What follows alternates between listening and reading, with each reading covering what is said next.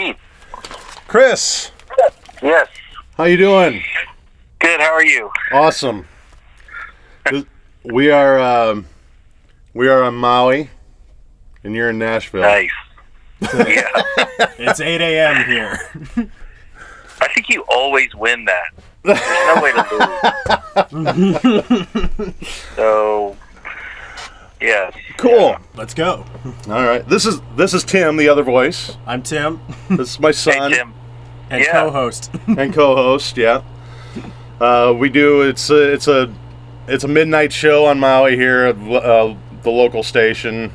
We're recording for 91.7 Mana'o Radio KMNO, Wailuku, Maui, Hawaii. There you go. That's what it is. And so I guess before we get started, I used to follow you. I used to follow you guys around in Whiteheart. Oh, wow. Okay.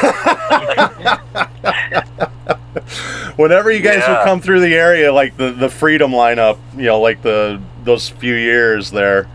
Where were you living at that time?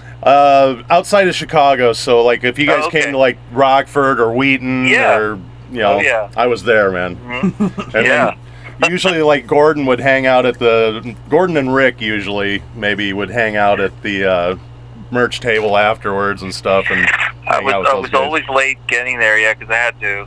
Those are the days of, tearing down my own gear.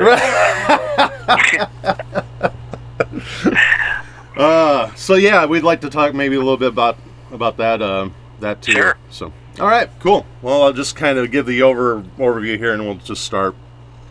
Got it.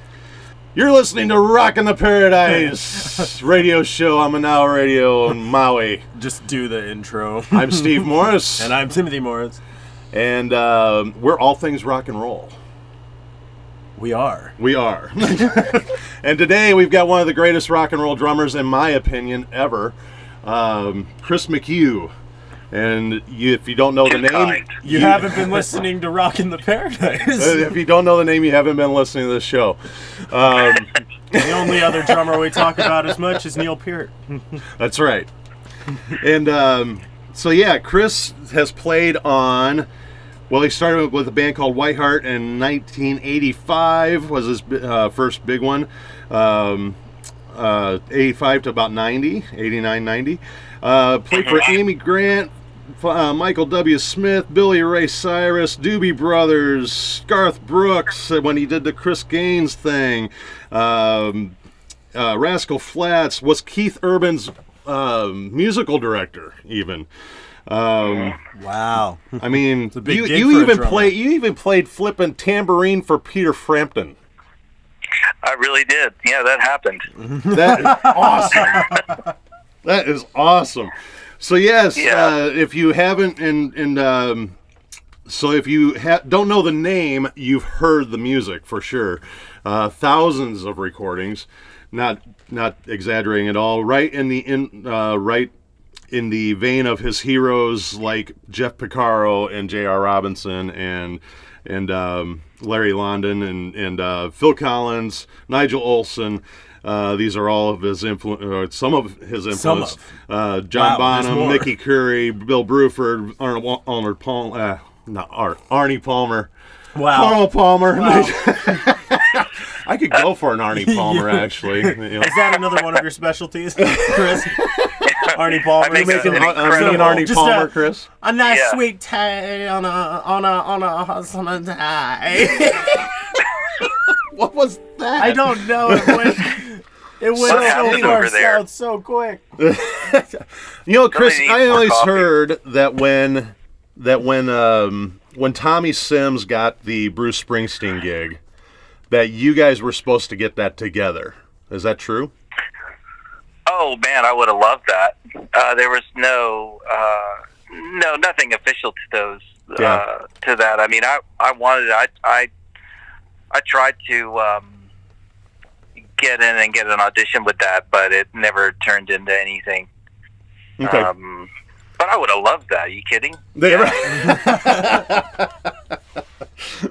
it wasn't anything. Yeah, it certainly wasn't anything that it was. That was just. I kind of left at that point. Something I would have loved to have done.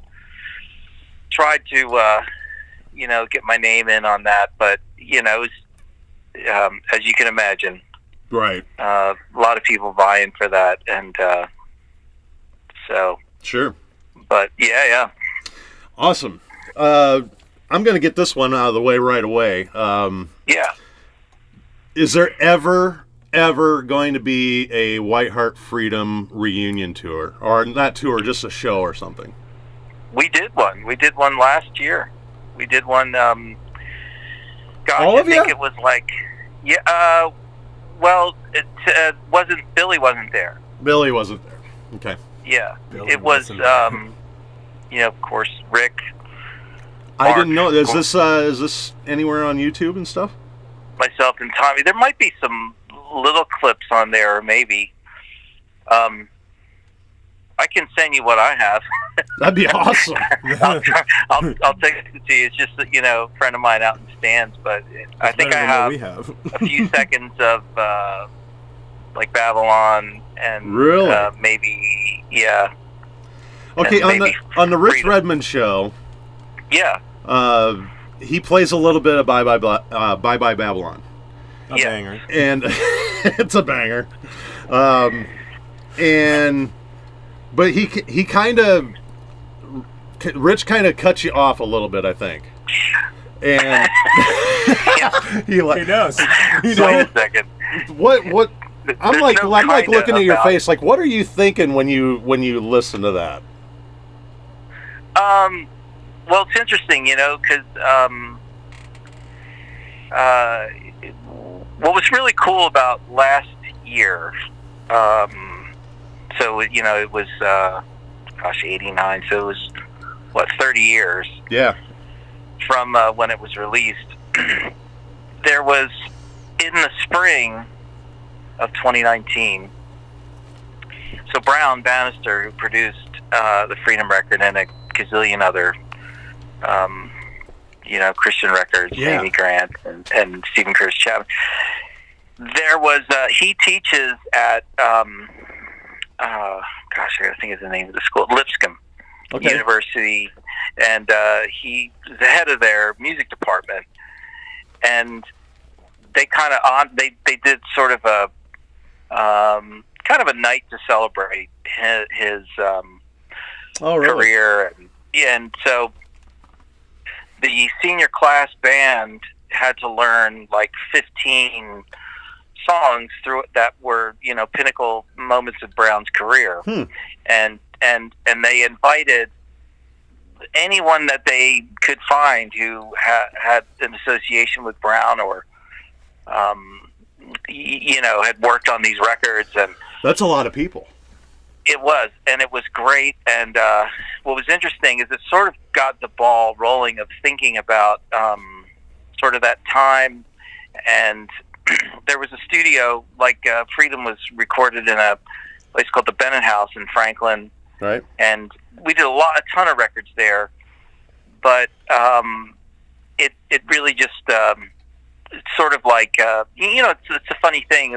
Life goes on, and you almost feel like, gosh, my brain is too full with whatever.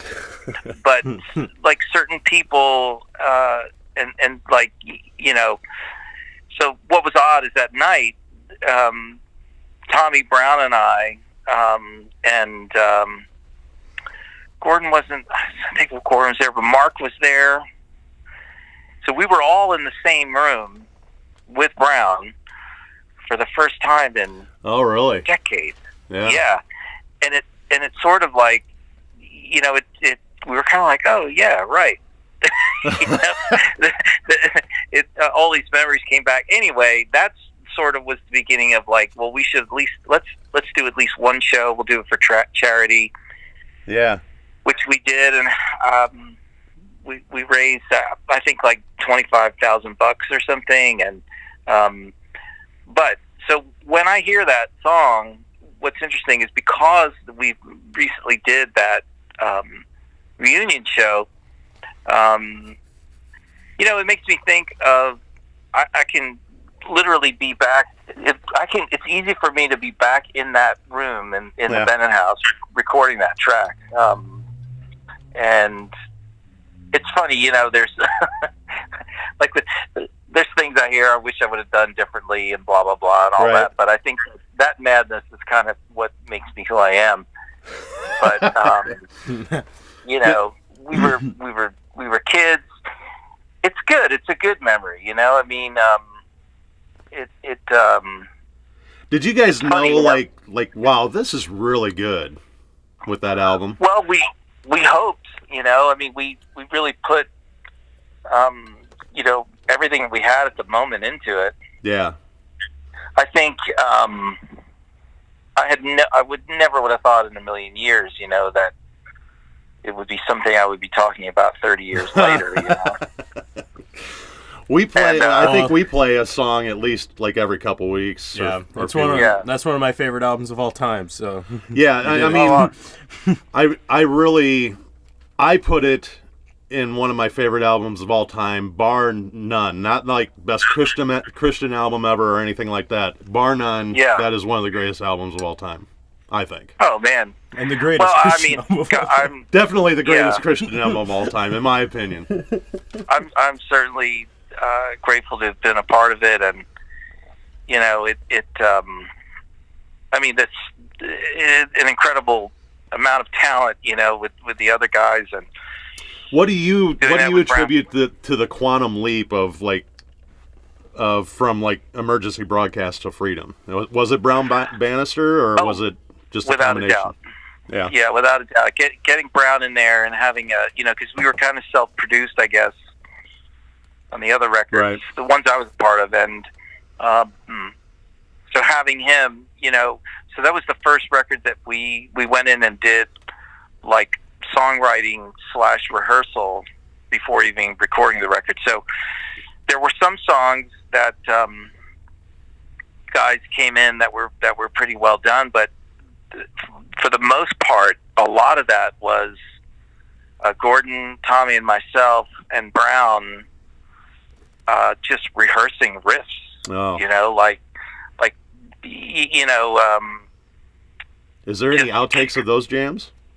Well, if anybody had them, it would be Brown, and they would be on cassette of some sort. You know. I've been archiving cassettes here, actually, so.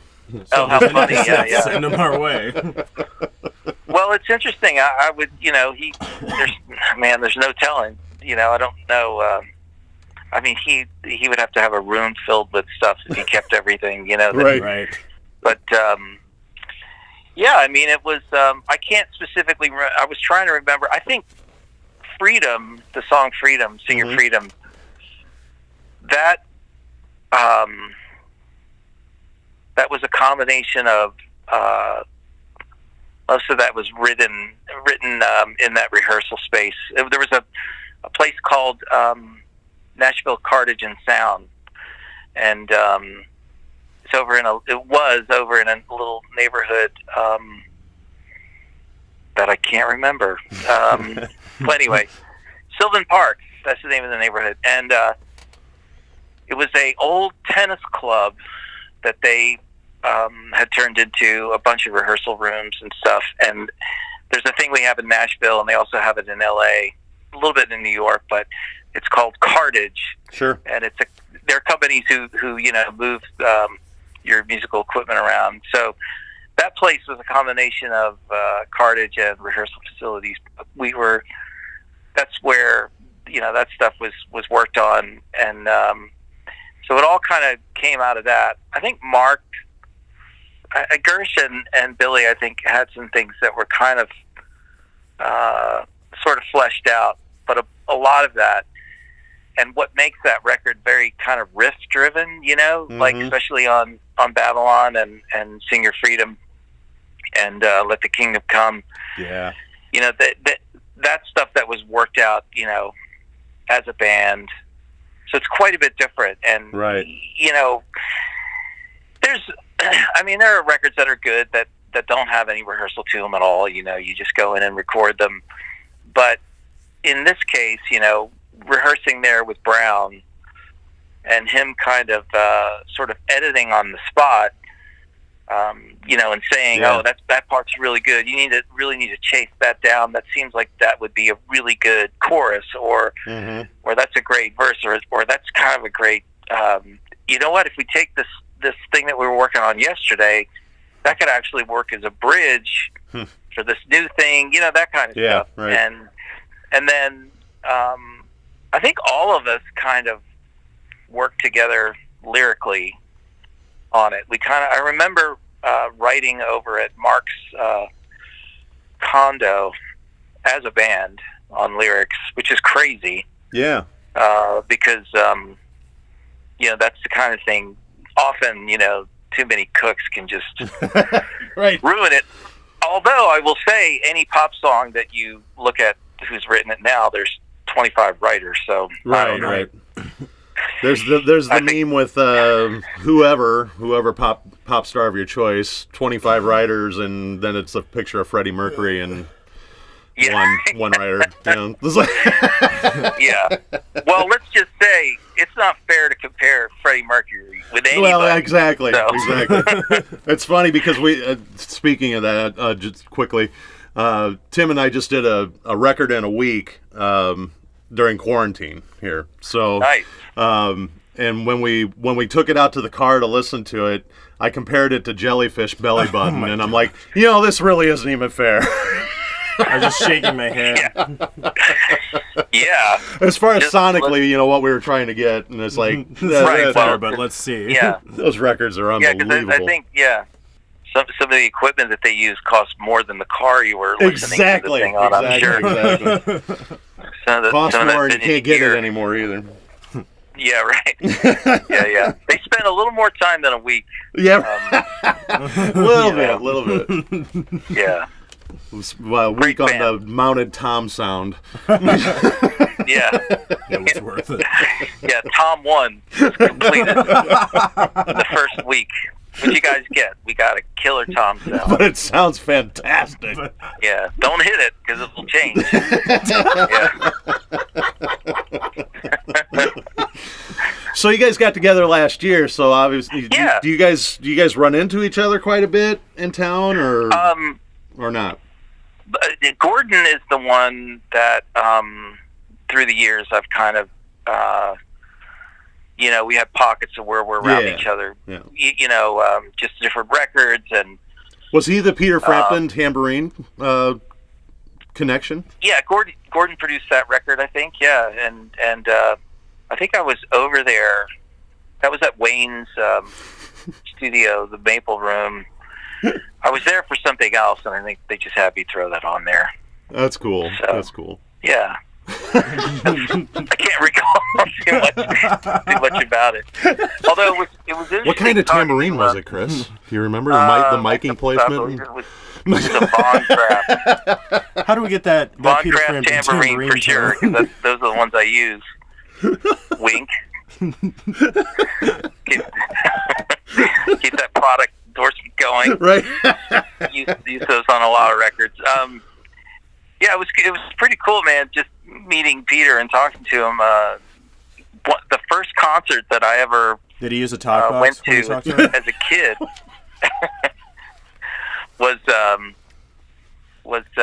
so this was August of '76, JFK Stadium in Philly, and it was Oh, wow. they were on the Relayer tour, and Peter Frampton was the opening act, and then the opening act to him was Gary Wright.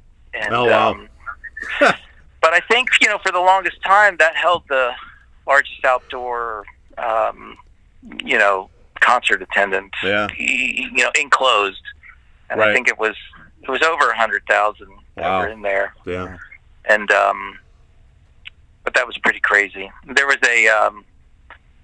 a food fight that occurred.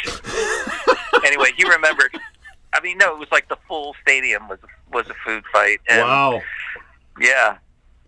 Crazy. I wonder if that's documented on Wikipedia, but he remembered it anyway. You never hear about that on like the dangers of the '70s, like on the documentaries. Like the No. food fights at concerts. Yeah. Right. Really? Yes. When people really got crazy. You want to talk about the epidemics in New York when we were having food fights in Philadelphia? Oh yeah. Dude, Really documentary? Listen, man. A heartily thrown kielbasa jack you up. Nice. Okay, let's actually, I've listened to and found, tried to find everything on the internet that I could over the years with you on it, and read everything that I could, and just this morning actually, I heard you say on when I was finishing the internet. You finished the internet this morning. I heard you say that one of the you were asked what one of your proudest moments, or one of your favorite things was, and you said Owsley. Yeah. And that's the first time really we were trying to find if you had ever talked about it before. We were trying to find if you'd ever really talked at length about it before. And I haven't been able to find anything, so correct me if I'm wrong. But no, it's one of the things that I feel like I have always included it in whenever I do those kind of question and answer things. Like little 1-page things that are in like Drum Magazine or something like that. I always put it in there, but. It seems like nobody knows what it is, so they don't follow up on it. Right. It is unfortunately.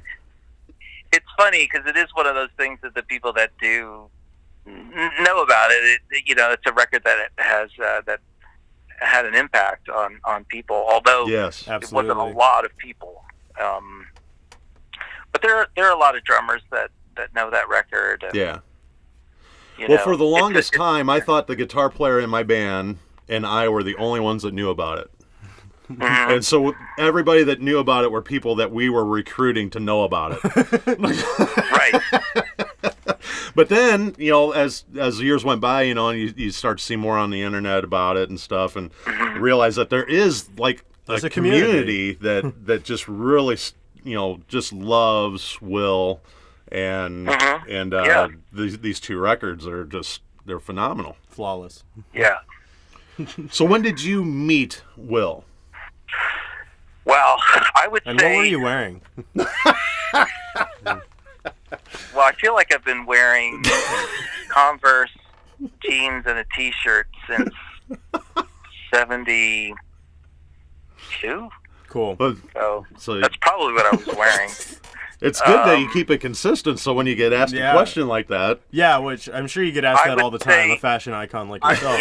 I think if Vegas was doing odds on this, for sure. Yeah.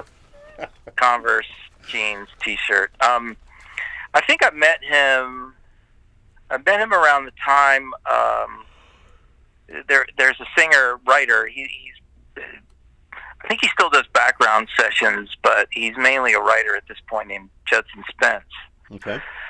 And Will was in Judson's band, and the bass player, Spencer Campbell, was in that band as well. So Spencer and I started doing some sessions a little bit here and there, and I think I met Will through him. And I think the first time I ever played with him was like a one-off for Spencer Campbell was dating a singer named Kim Boyce, a Christian singer. Oh, sure, yeah. I don't remember her. And the band we put together, or Spencer put together, I think he was band leader for that whole thing. It was me and Will, Spencer, and I think there was a keyboard player, maybe one of the Cooper brothers. I don't know if it was Todd Cooper or his brother. I think that was the makeup of the band, and so that was the kind of the beginning of it. And I would say that was 87, I think. Yeah. 1987, yeah. And I think, we sort of were acquaintances, I think, for the next few years or something. I would see him. I don't know if we ever played much together, but we started to kind of really become friends, I would say. It must have been around, maybe 92 or something like that, or in and around then. And we started just kind of I think we did some playing, nothing really too serious, just kind of I guess jamming in a way. I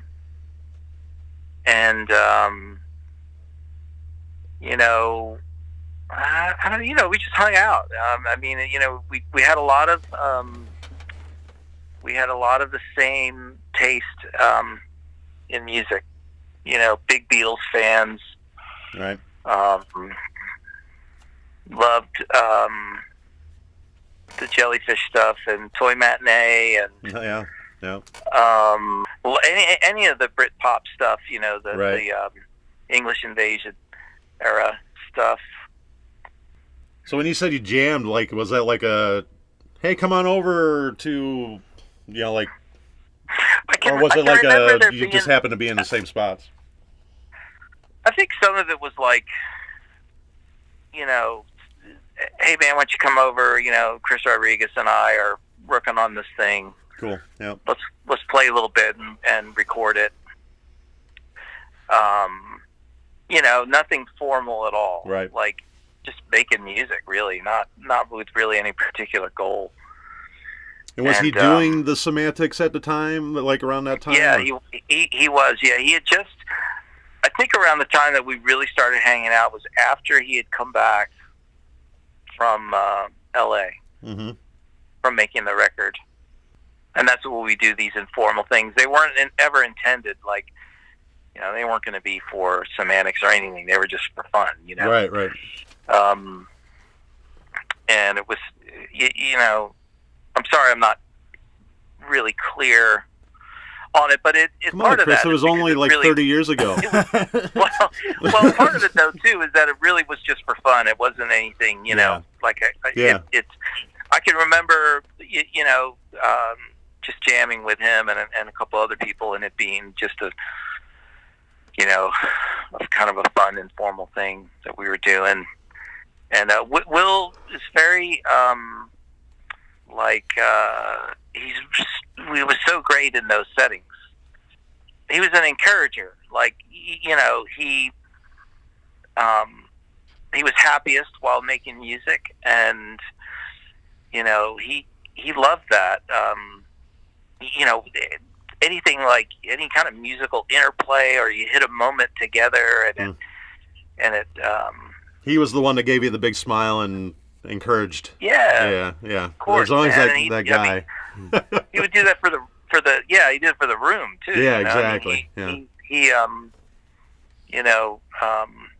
was fun. He was so fun to be in that kind of setting. The perfect guy to just pull out a guitar and get a room full of people to do a sing along. It just puts a smile on my face because that's kind of just how I pictured him. Right. Yeah. It really is. Yeah, that it's and I think we're all familiar with the troubles that Will had later in his life, just emotionally and everything locked in when he had a guitar. And that was he could relax and unless he was trying to pull off something really difficult, he would really concentrate. But Right. You know what I'm saying? I'm not. Yeah. I'm not saying that he just he was intense and really pushed himself to get what he could hear at his head. Mm-hmm. But as far as he had that, he's like, in some ways you could call it a mensch, I mean, he would, it was kind of the thing of like, yeah, man, we can do this. Let's do it. It'll be great. Right. Try it again. You're so close, like, let's do one more take. And if we could do this one thing, it'd be awesome. And, he was a good facilitator in that way. And he natural entertainer in terms of like, being able to, he was a human jukebox too. He sort of knew a million songs, and what he didn't know, he could figure out. And, so he was very energetic, very positive in that way. So when it came to creating, he was a good guy to be with. And I would say, those records are that way because of that. Like, he could get you so fired up about something because of his own enthusiasm. And that's what comes across in that music, Right. And, but yeah, so, just to go back to your question, and I think I toured with Amy in 91 and 92, and there was a break in 93, and I think a half of 94, and as we were gearing up to tour 94, 95, I think I had thrown Will's name in for that, and I think Wayne Kirkpatrick had to be a guitar player on that tour. And then, of course, from then on, we hung out quite a bit, and then started working on, what became the first record, in probably late 95 or 96, maybe. So how do you become the executive producer then of the records? Well, what's funny about that is like, that record I was really involved with, quite a bit in just helping Will kind of move it along. Right. And it wasn't enough, we both felt it wasn't enough to be listed as a co-producer, So it just sort of came up with that title on it. but it actually has work behind it. I mean, I helped sure. We would work on just song order and working through which is flawless on both records. Nailed the song orders. Well, just how the some of those flows of those little instrumental sections that kind of come and go, the lead it to like the revisit of good old days. And just some of those little bits and pieces, and I was there when it was mixed and had a lot of input there. So that's how that came about, So what was kind of the working process of those songs? Well, so something like Coming Up Roses was basically to recut it because it was basically done in terms of any kind of the writing and the arrangement. The version that we were working off of was one that Will had done with Ben Folds playing drums. And I pretty much copied what he did. Maybe I added, a few percentages of my own. Of course, it's physically me playing, so it's different. But in terms of the fills and stuff like that, I really, have to give credit to Ben. Cool. The template that he had done. So that was kind of like, that was a song for sure of like, this is one that needs to be done. Oh No, the Radio was something that he had written with, I'm trying to think if he wrote that with, I don't know, I have to check the credits, but, I think it was Millard Powers and Ross Rice. Ross, yeah. So there was already like a demo of that. And I think if anything, the approach on that was to make it tougher than it was.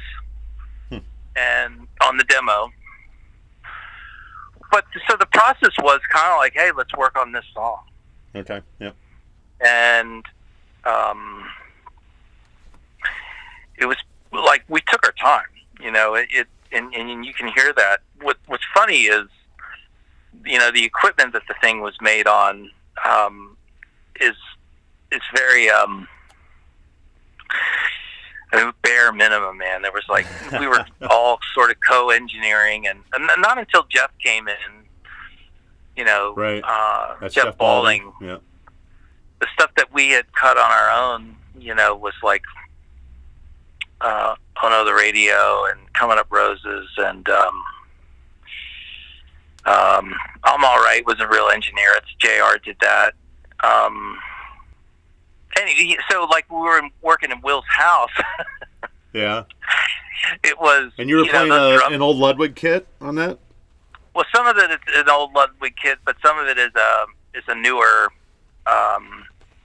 you know, the Nashville era Slingerlands, which are kind of like sure, yeah. vintage Gretches. Yeah. So, Oh No, the Radio is my Slingerland kit, and I'm All Right is the Slingerland kit. Coming Up Roses. Were those kits from like you were using them with Garth, right? No, I used those with Amy. Okay, all right. Garth stuff was the Noble and Cooley. Oh, you're at Noble and Cooley. Okay. That comes later. Yeah, we're about 5 years before that. Okay. Well, no, three years anyway. So yeah, they were called the Studio King, Slingerland Studio King kits. Yeah. Awesome. That one was emerald green, I believe. Nice. And I wanted that kit actually when those came out. Yeah. Yeah, they're you can find them every once in a while if you look on Reverb. I saw one used in Minneapolis right around that time, and man, I wanted it so bad. Anyway. Yeah. Anywho. Well, yeah. So yeah, Roses is his 60s Ludwig kit, which was like a 2013-16 gold sparkle Keystone badge, white interior Ludwig kit. And we used that on Coming Up Roses, Good Old Days, Class Clown, basically the rest of the record, except for Zavalo House is my, I had this ridiculous 24 by 22 kick drum that Sam Bacco, a drum builder here in Nashville, made. Yeah. And so it's that kick drum and Will's toms on that.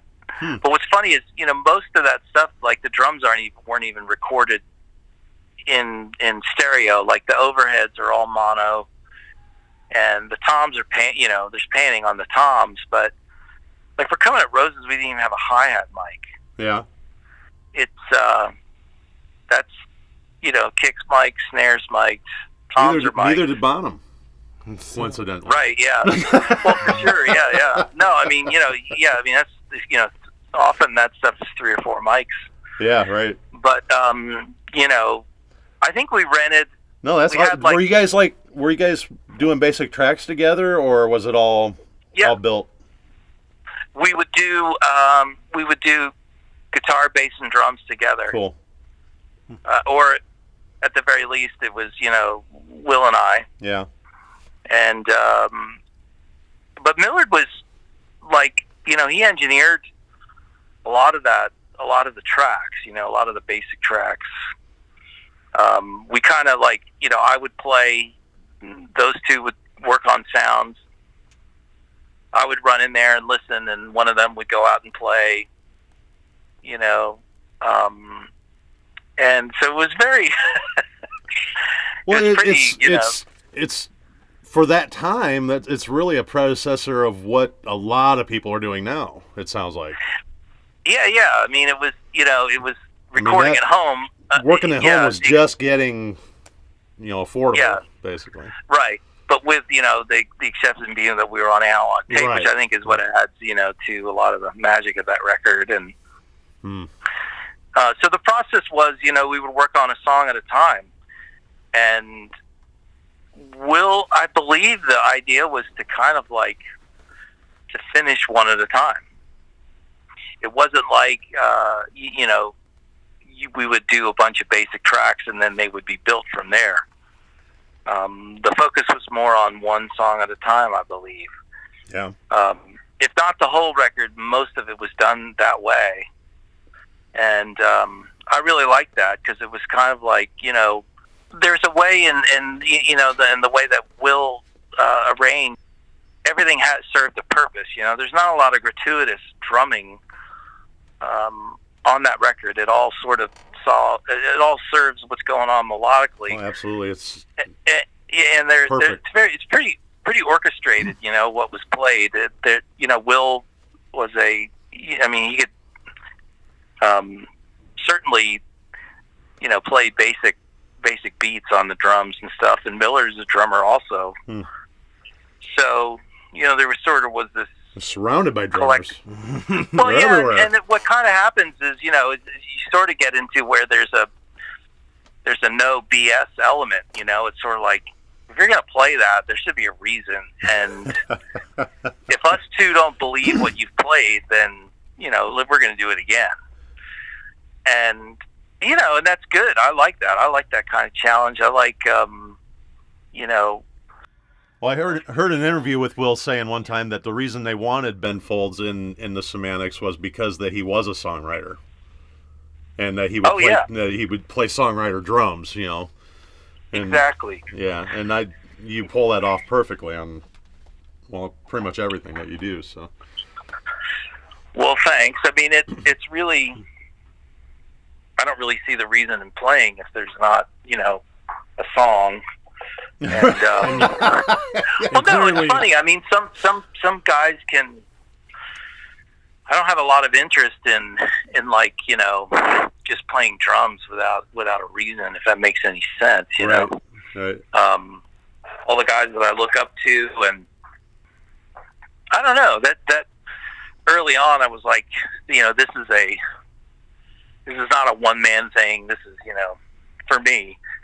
It's playing with the other people, right. that makes that, is the real purpose of it. And so there's so many of the screwed over by record company stories. So when Will came back from the Semantics, did he have stories of they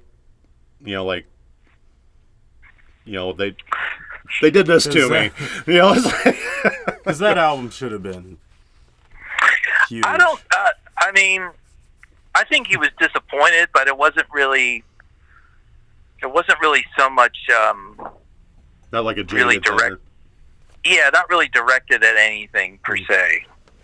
And so, in your opinion, and in your assessment, why didn't the Owsley albums just not hit huge? Because they should have. Every song is a perfectly crafted pop song in the perfect order. Well, man, I don't know. I mean, isn't that the That's the I know that's the question, but yeah. I muse on these things quite a bit. Your thoughts on it? What are your thoughts on that? We know our thoughts. Well, it's. I think from my angle, I've worked on a lot of things that never really saw the light of day. That sort of were done. You got to remember the time. Of where it was. So right. The big void in pop music. Well, yeah, and also just the business in general. Yeah, I'm a person who looks at the streaming issue from a different angle. Like for me, I think the way that records are accessible now is way better than it was. Because it's easier for someone like Will's music to be heard now. Right. And it has more of a chance now to make an impact because it isn't based on the record company. Right. It's based solely on its work, And because those are solid records, they still have the chance to impact people. There are people that discover them, now and are really happy that they found it. Pretty much whenever we play it, people are like, that Owsley stuff. That's good stuff. What I found. Yeah, man. And so that's the deal, and so then you get into, it would have been nice for it to have sold, gazillions of copies and stuff like that. But it still doesn't diminish, the power of what it is. No, I don't really know. I don't, honestly, I don't really know why it didn't do anything. We talked about Jellyfish earlier too. That that's another one. I mean, why wasn't that huge? So. Mm-hmm. Well, yeah, and anybody who hasn't heard, like, Jellyfish is a perfect example of if I meet any, if there are any musicians that I know that haven't heard it, I take for granted, that people have all heard that. They've all heard. Right. They've all heard, Jellyfish, Toy Matinee, and Will stuff, and so, but they haven't. And right. The power of it is when you send somebody a link of one of those songs, they're equally moved as if it was cut today. Yeah, and it's so timeless. that in one way it's successful in itself in terms of the music and the compositions. Now, as a product, maybe not, but I think in the long run, Will cared more about just doing something that was solid and real and finely tuned and memorable and melodies that you could sing along to, right, and things that made you feel good. Was there a song? Was there any particular song, or maybe you have a group of them, that when he brought them to like first time you heard him, when he brought them to you, that you were just like, wow, that's fantastic. Oh man, almost everything he brought. Yeah, I mean, that's what I kind of thought. They were very. Thought so. Yeah, there's not many duds. I mean, what's they were. Should we go the other way? What's your least favorite Owsley? Well, that's not fair. It's not fair. No, and it's I mean, here's the thing. Your first record, you have your whole life up to that point to work on, right? And I think his first record is so it's a noble thing. It's like if this is going to be the first thing that you put your name on, collection of songs, right? It doesn't really get much better than that. And not that the other ones aren't as good. It's just hard to compete with the grouping of songs that are on that first album. Right. Yeah. We talk about this quite a bit because the first album is like it just hits you. Yeah. That second album, very punchy. Like really, it unfolds. It unfolds out to of you, itself, and really just flows along at a mid-tempo. Yeah, and it really is entrancing. Yeah. And, you can listen to that record and go, man, I just listened to, and not even think about anything else, and then like go, wow, I just listened to like 40 minutes of fantastic music. Like I didn't listen to these songs, I listened to this just flowing of fantastic music. I can't listen to it individually, almost. It's like, I would put it on the level of albums like Dark Side of the Moon or... as far as the flow. Yeah, and like, it has to be together. Right. Yeah, it was on shuffle the other day, and we're like, what? What's that doesn't going sound on? right. It's like, why? Yeah, those are all things that he really thought about quite a bit. Where you can tell, just the actual collection of songs and song order Yeah, the transitions and stuff are just... Yeah, something... He hated fades.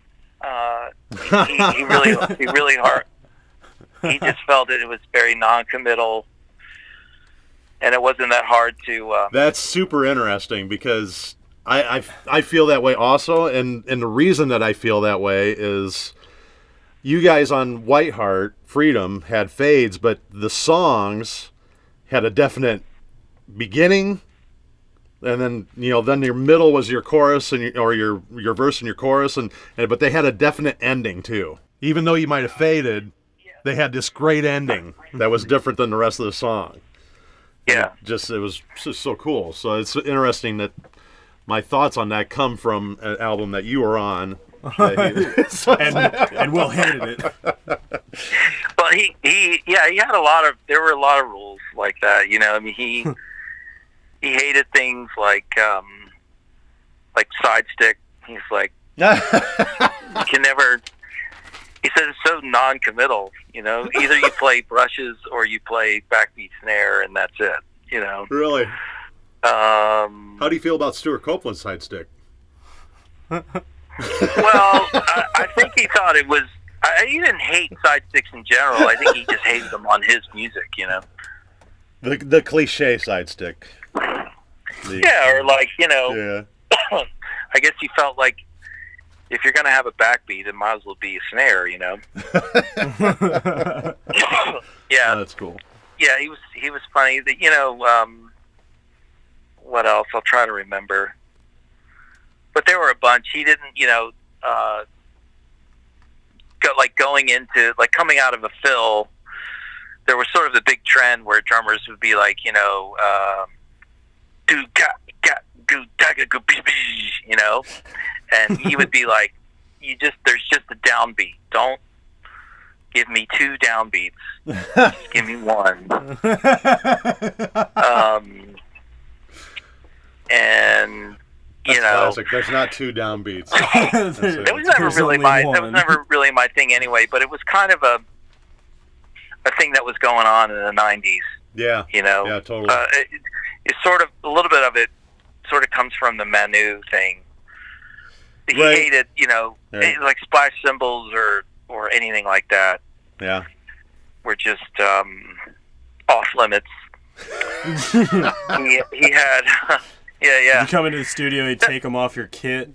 Well, I never had them, with him. I mean, I did back in Whiteheart. But yeah, right.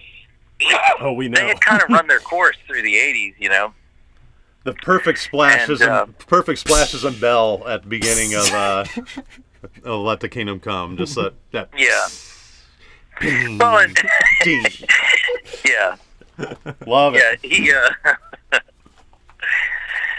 he was very very picky about snare drums and the balance between. I was going to ask you, did you use a lot of different snare drums on the Owsley stuff? Oh yeah.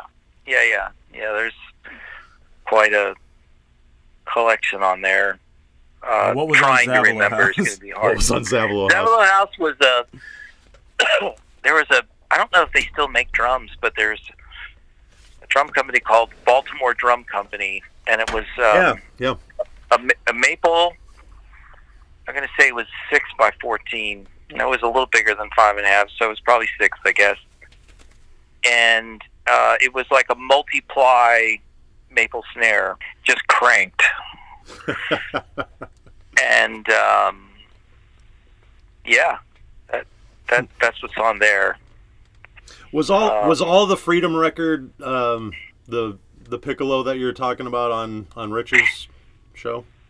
Yeah, all of it. I think Kingdom Come. I used, I think, a little Montanari. Oh yeah. Like a 13 or a 12-inch snare on that. But everything else, I think, is that piccolo, that white piccolo snare drum, cool. Just tuned in a lot of different ways.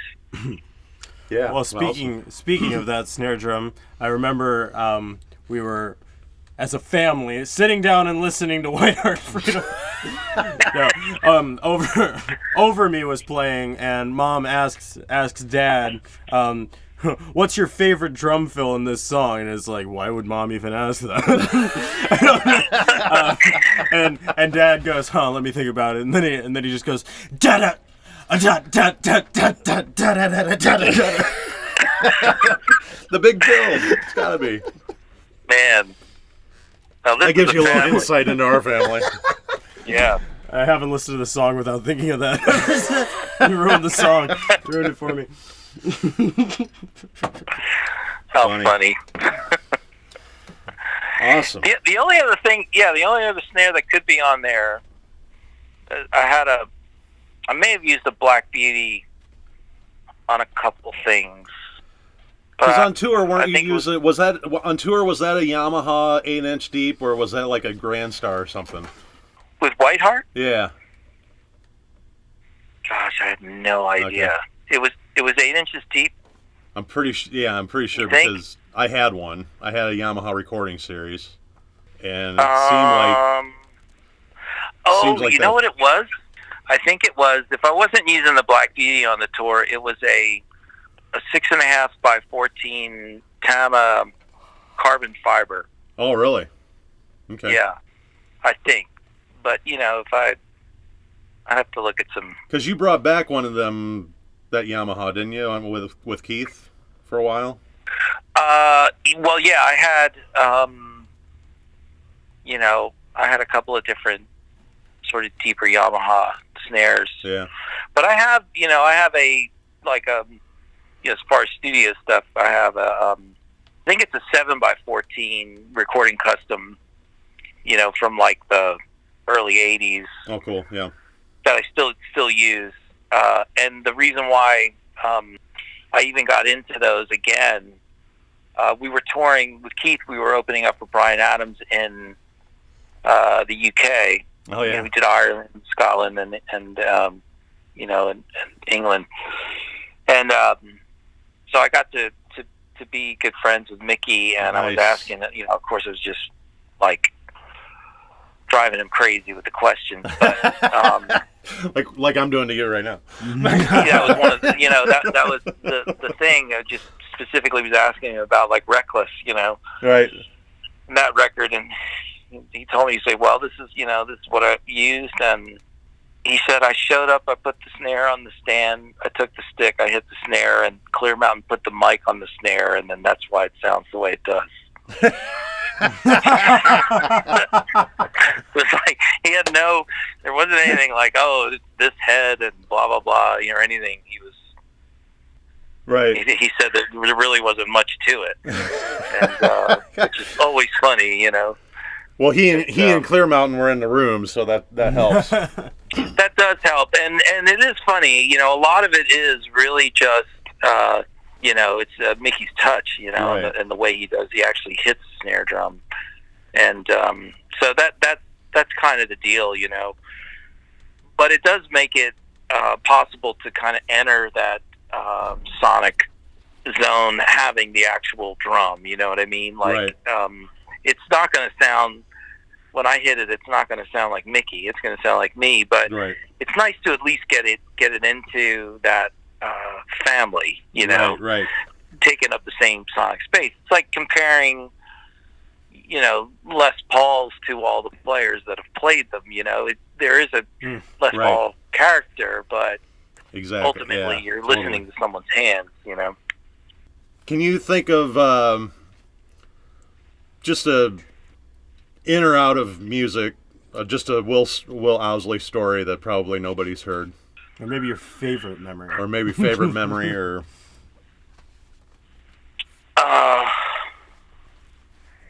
let's see. He I love it when a story starts like that's a good start.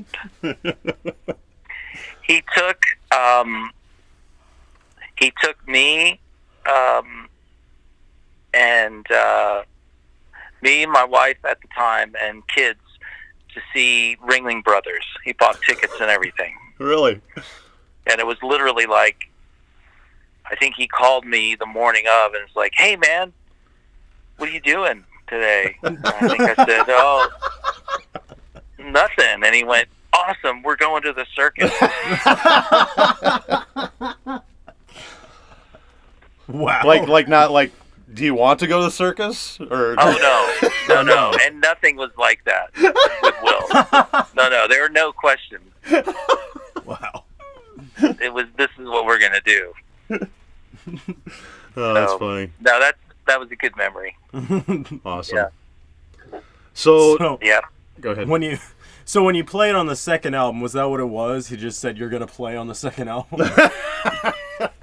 Well, or was it just like a given that you were going to do the second one, or was it very natural?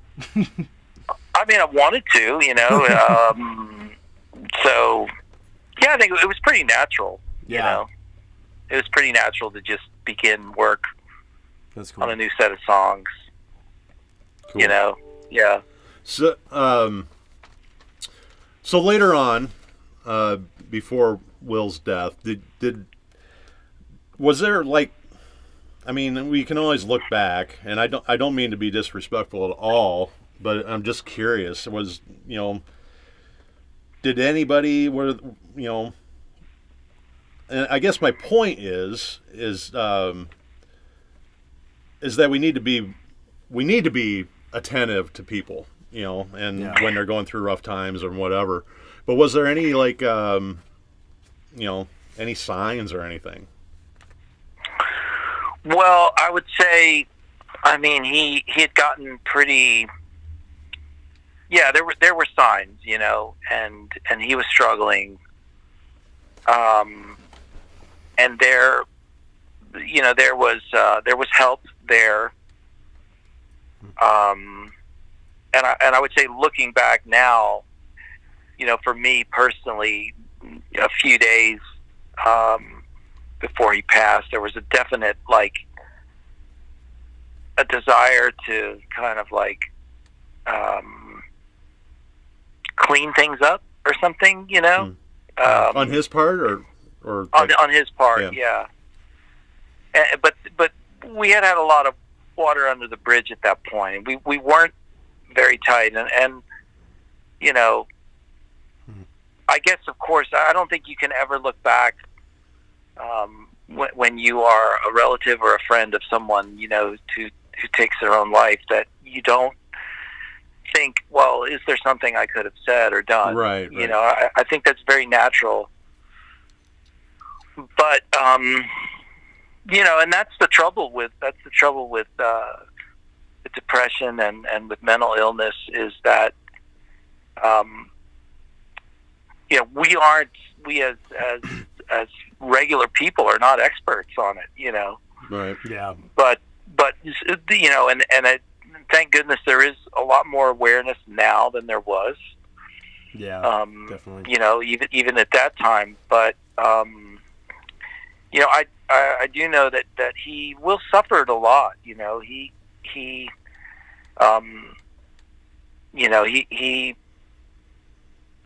Life was not. I guess with anything, regular situations became difficult for him, and I guess that's a sign. Right. In answering your question, it became difficult for him to work with people and, stuff like that. Was he not working a whole lot at that time? Well, he was, but he would,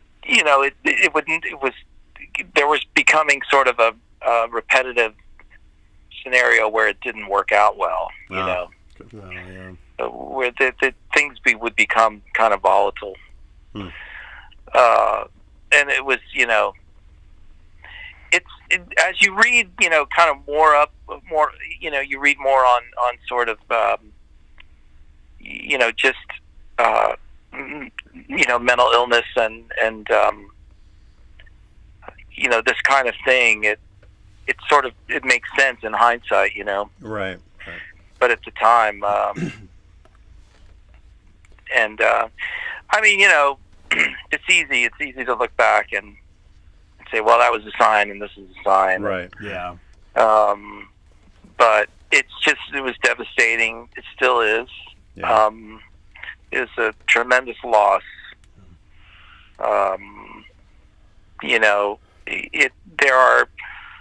I learned a lot from Will, from just,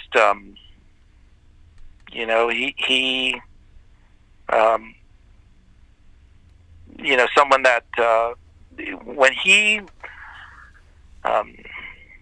was on, if you will, when he was present and he was firing on all cylinders and he was, the Will that you hear on those records, Mm-hmm.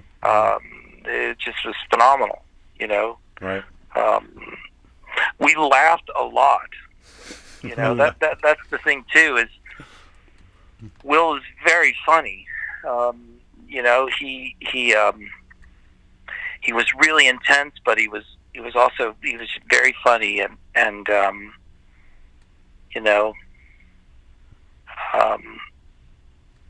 I'm still at this point, I'm honored to have been a part of it, and and hopefully the legacy goes on. I mean, that's the thing, is that the music is the thing. We're talking about this because of because of his music, the quality of his music, his musicianship. The things, I guess it's funny, the things that he actually had control over, he was really damn good at it, and it moved people, and that's the amazing thing. Can you imagine? It's so weird to think, even just about music in general, that musician will create something and it has this lasting impact because it is trapped on some kind of device, and you know what I mean? Then that's the funny thing about it, and hearing the stories too, even about your family and just, of course, you and your son here too, just what music does, and it's amazing to be a part of it. Well, because if you really think about, I think about this a lot. Like, okay, I hit this thing, and it makes a sound, and then when you put all this stuff together, or you plug in this machinery, and Neil Peart said that best, all this modern machinery making modern music. But anyway, it gets to a point where if you really think about that end of it, it's like, man, this is kind of stupid. How pointless is this? It's like a pointless thing, but because music is just mathematics. Whether it be the frequencies or whether it be the tempo or whatever, it's just funny mathematics. A lot of us hate math. I can't even do math. It's mathematics until there's soul and spirit added to it. Exactly. Then when that's added to it, it becomes this magical thing. Oh yeah. No, dude, that's and that is that's the part that you can't, 2 or 3 people playing in a room, you can't, you can't mess with that. There is. And what's Bono always says, we're waiting for God to walk through the room when we're writing songs. Right. And it's like, and that's what it is, man. It's just like, it's nothing until it's touched by that, by spirit or soul, Right, of course, yeah. And that's the funny thing about even recording, you live and die by that. Is this, did we catch it? And Todd Zuckerman said something not too long ago, and it just floored me. He goes, why when I walk into one room and hear a band, I'm like, eh. And when I walk into another room and hear a band, it's like, wow. And he's like, it's because that those people that are on stage are in agreement that, hey, this sounds, and he goes, it starts with the drummer. This sounds good. Bass player goes, this sounds good. And then everybody's like, hey, I'm enjoying this. And he goes, and when everybody comes in agreement with that, then it becomes this thing that moves people in the room. Whereas if there's no agreement between those people making the music, it can still be And I'm like, that's pretty good, Todd. You know? Yeah. It's all right. Anyway, you were saying? No, I mean it really is that. It's such an odd thing, you know, trying to capture that and you know, the humanity of it, and it's I don't know. I mean, I've been doing this a while, and it's still intriguing me. So, you know, you just keep searching for it, you know, and occasionally you find it. Right. Awesome. You got any more questions there, Tim? Well, I was gonna. When we were talking about mental health, I was gonna talk about how the second album. I see the Hard Way seems to really open up a lot more personally. It starts with Be With You, and it's kind of a statement, like this is a much more personal album than the first one was. Yeah. And I think listening to that album just before I had connected with anybody that knew him, it was that there were a lot of the lyrics in that album seemed to be about what he was going through, but there's some things that just are feelings when you're in the state of mental illness that just don't go away. Like in Be With You, with lines like, I want to know how it feels to believe in something, and I want to live my life like I hold a meaning. And then there's The Hard Way, which seems to me to be an incredible analogy of a gambling problem to feeling like what's the term? Not the term, but the however I've thought about this for like 3 straight months, and now I can't remember. But there's an analogy between a gambling problem and feeling like that in life. You know? Yeah, and I was kind of wondering if you had any insider point of view as to what he was writing about on that song, if he ever specified, or did he have a gambling problem? No. No, he didn't. He didn't have a gambling problem. You know, I think it's interesting as as anyone gets older, you really have to come head first with your you come head first with your limitations, and you have a choice at that point to learn how to accept that and grow within it, or you just try to fight it the whole time. I think that's a little bit, in my opinion, that's a little bit about what that song is about. Yeah. And I mean, he struggled with depression, for sure. Yeah. And it comes out in that, and he it's funny, man. I mean, things were hard. The Hard Way talks about just sort of the general struggle too. Right. Right. When you're depressed, it's like things are like, if you looked at it in a physical way, it would be you have like the worst stomach flu. So when you're sick, everything that you try to do is hard. Right. Even getting out of bed or taking a phone call or doing whatever.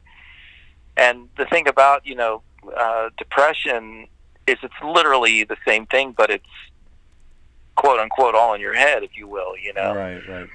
Which makes it hard to try. It's a hard thing to try to communicate to someone who hasn't gone through it. And I think those are examples of someone that has dealt with that, and and was fighting those demons, if you will.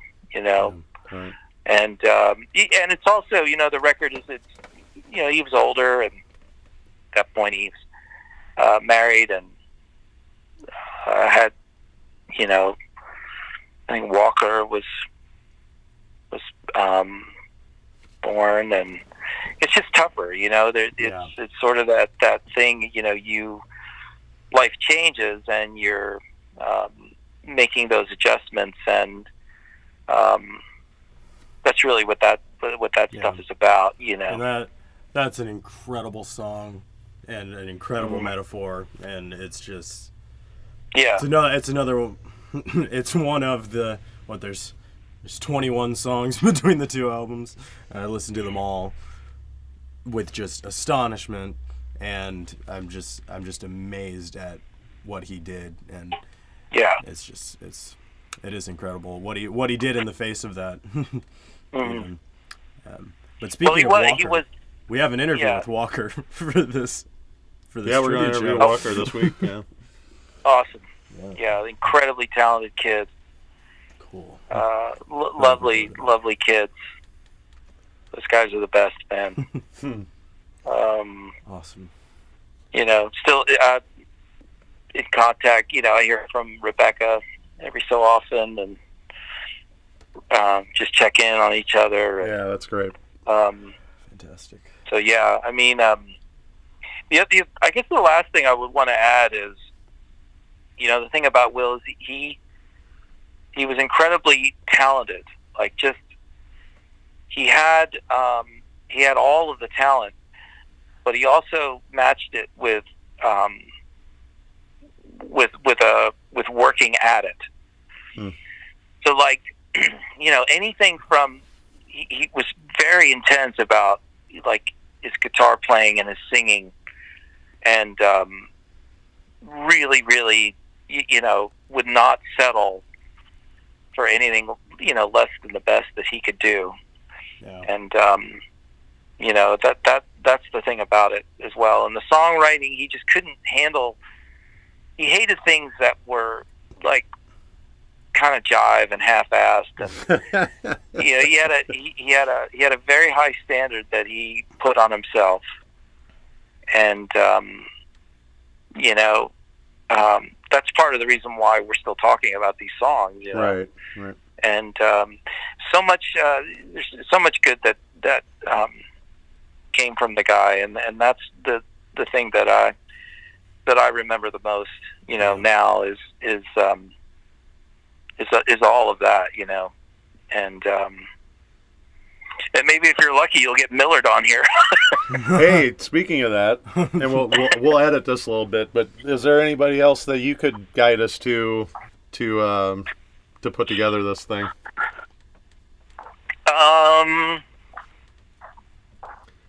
Tim's dream is to do a documentary. Right. It's been my dream for a whole 6 months now, due to the hard way, the Owsley story. Yeah, Millard would be great to get if he could, you know.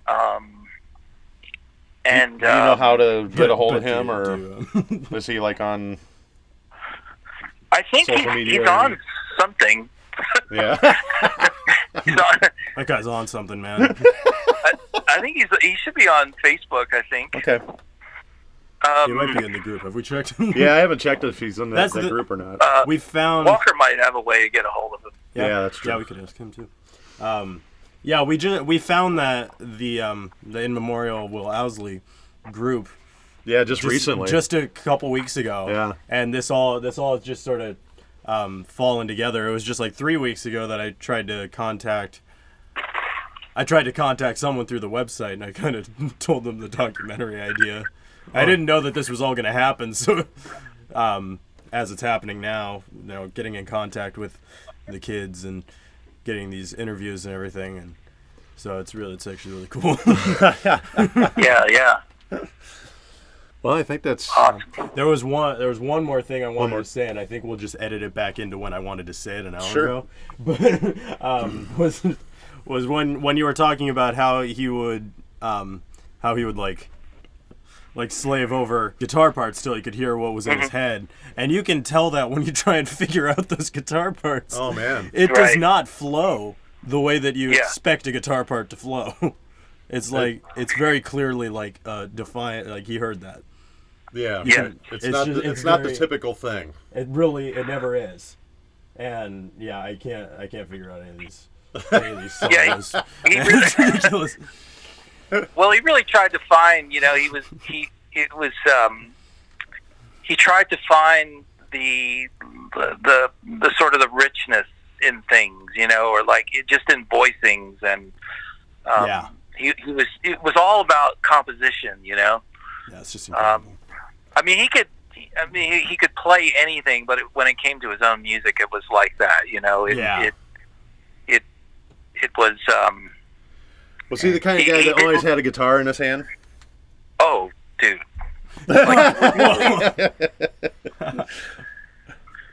Like you wouldn't believe. Yeah. No, and if he was introduced to some sort of new style or something, or of a way to play something, then it was that for 3 or 4 days until he figured it out, and then move on to something else.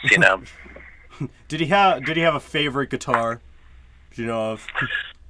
Well, for the most part, he played the gold top with the mini humbuckers. Yeah. But he had a lot of different guitars. He had a Gretsch 6120 that he loved to play. Yeah. And all of those were of some vintage. Like, I think that gold top is like early 70s, 71, 72 or something, and the Gretsch was, something probably mid 60s. I think, I can't remember. Do you remember what amps he was using on those records? The tones are incredible. He used he had a Matchless and he had a Marshall Plexi, and cabinets I can't remember. Yeah. The Matchless, I want to say it was a head. I don't think it was a combo. And it was probably, I think he was playing mainly through like a Marshall 412 cabinet. But I bet Walker knows that though. Probably. Specifically what it was. Yeah. I know he didn't like. He was pretty anti. Yeah, in terms of recording, he didn't like using a lot of pedals or anything like that. Yeah. It's very pure tones. Yeah, he really liked everything to sing, and he was really into trying to make sure that sort of like the internal harmonics of guitar, like just even in distortion tones, that stuff was really ringing out, like so you get sort of these overlapping clusters of harmonics that allowed sounds to be big and fluid, Totally. It was very intense with like, picks, strings, those kinds of things, nothing really, there's not a lot of subtlety. He was in, So what do you listen to these days? Like when you I like, driving or whatever. I really like I really like George's playing in the 1975, so I listen to that stuff. What else is new? Now that's the question. What else is new? I'd have to think. Yeah, I heard you talk about Muse one time, and we're big Muse fans. Huge Muse fans. Yeah. Oh yeah. No, I sat through one of their sound checks when we were doing like a iHeartRadio thing, a multi-artist thing. Where I was playing with Keith and blew my friggin' mind. They're ridiculous. So good. And sound checks are usually crap. Nobody cares about sound checks. These people. Yeah. I'm trying to think what else is. I don't know.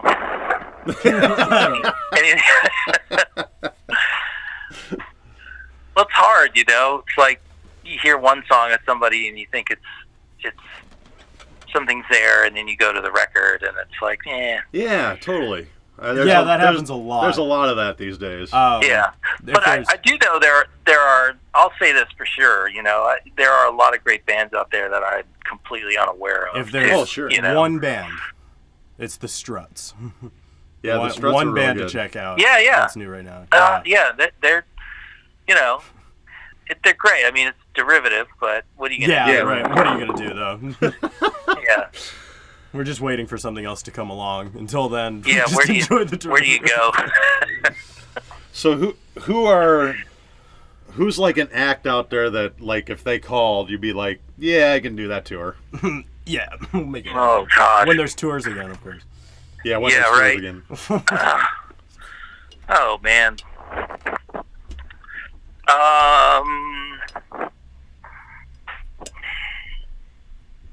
I'm lost. You know, like if Sting calls, are you like, I don't know. No, that would be a lot of fun. Yeah, I don't know. The problem is touring. You know. Yeah. Is that something that I can get fired up about?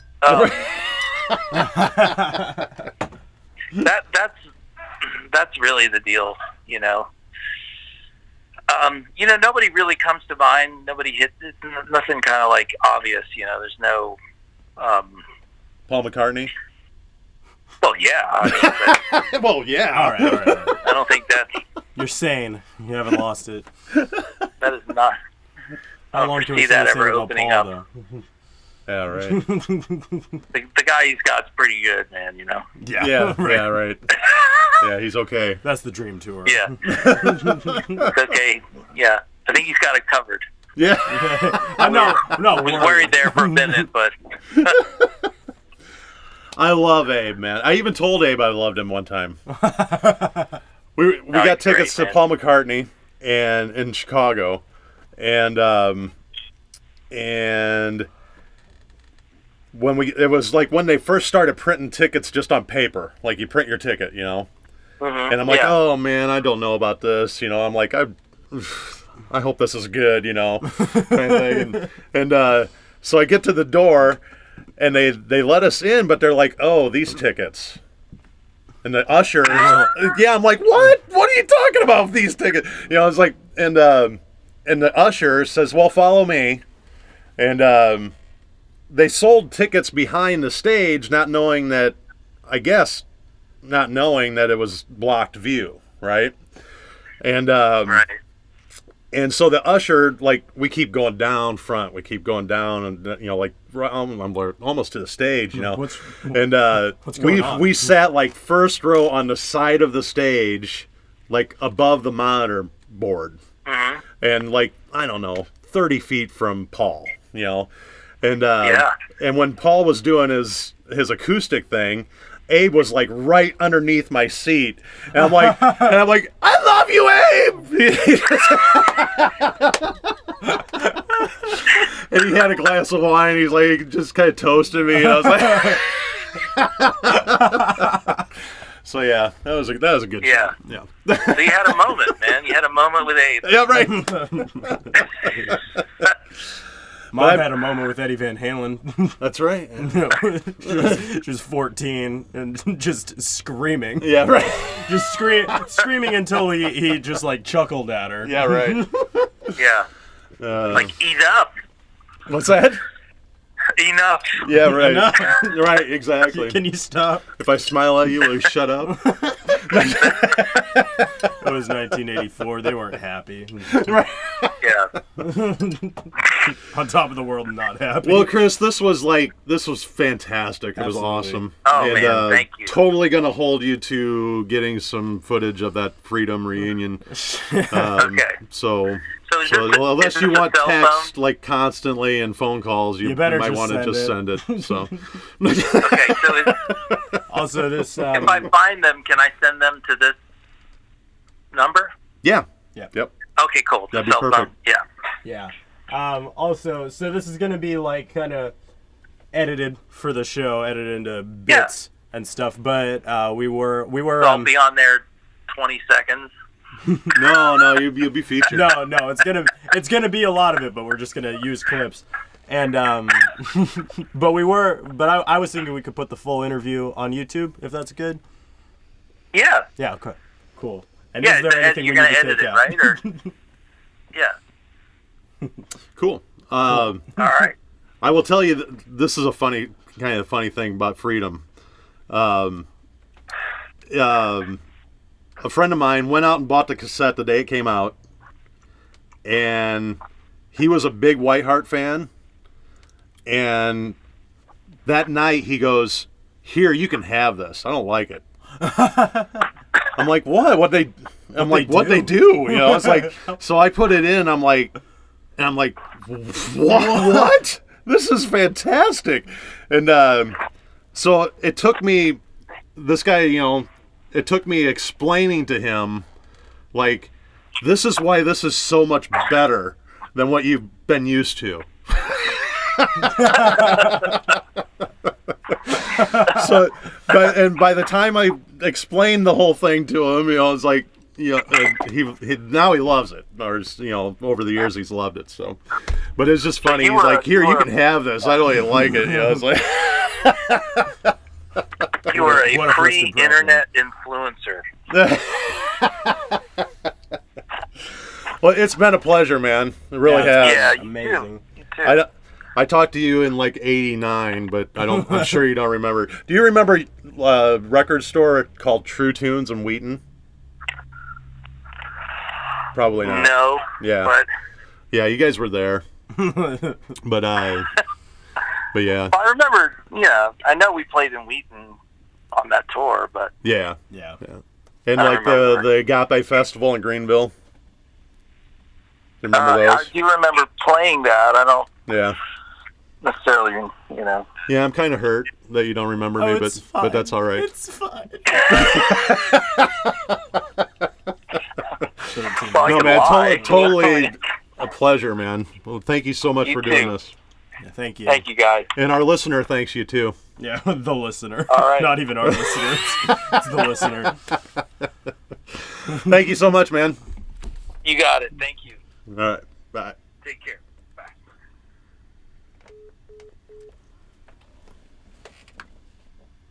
That's an hour and a half. Rockin' the Paradise on Manao Radio 91.7 KMNO, Wailuku, Maui, Hawaii.